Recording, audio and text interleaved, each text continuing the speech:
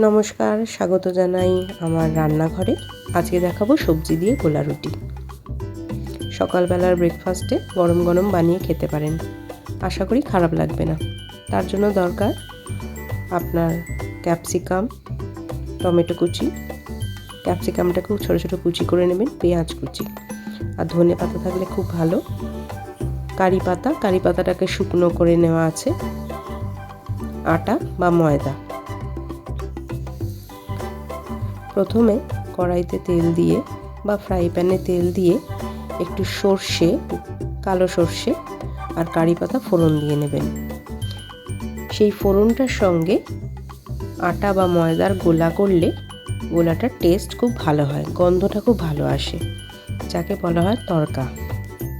তো আমি ওই তড়কাটার মধ্যে ময়দা গুঁড়ো, যদিও আমি আটা গুঁড়ো ব্যবহার করেছি, তার সাথে পেঁয়াজের কুচি আর ক্যাপসিকাম আর টমেটো কুচিগুলো মিশিয়ে দিয়েছিলাম। তারপর তাতে স্বাদ মতো নুন, চিনি, গোলমরিচের গুঁড়ো, চাট মশলা এগুলো মিক্স করেছিলাম। তারপরে পরিমাণ মতো জল, একেবারেই বেশি জল দেবেন না, প্রথমে অল্প অল্প করে জল ঢালতে হবে, দিয়ে একটা ব্যাটার মতো বানাতে হবে। খুব পাতলা যেন না হয়, আবার খুব ঘনও যেন না থাকে।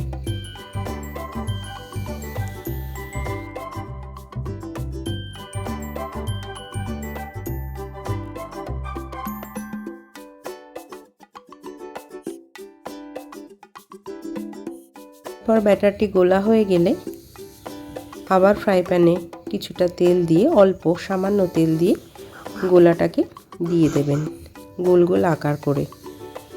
তারপর সেটাকে তেলে সেঁকতে দেবেন যতক্ষণ না ভালো করে সেঁকা হচ্ছে, মানে আপনি দেখলেই বুঝতে পারবেন কালারটা একটু চেঞ্জ হয়ে যাবে। তারপরে আস্তে আস্তে ধীরে ধীরে উল্টে দেবেন।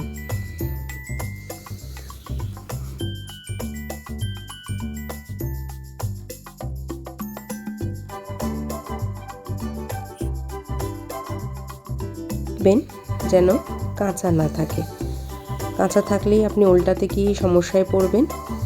যখন ঠিকঠাকভাবে উঠে আসবে তখনই বুঝবেন যে হয়েছে। এক পিঠ হয়ে গেলে তবেই আর একটা পিঠ উল্টে দেবেন। তারপরে গরম গরম পরিবেশন করবেন গোলা রুটি।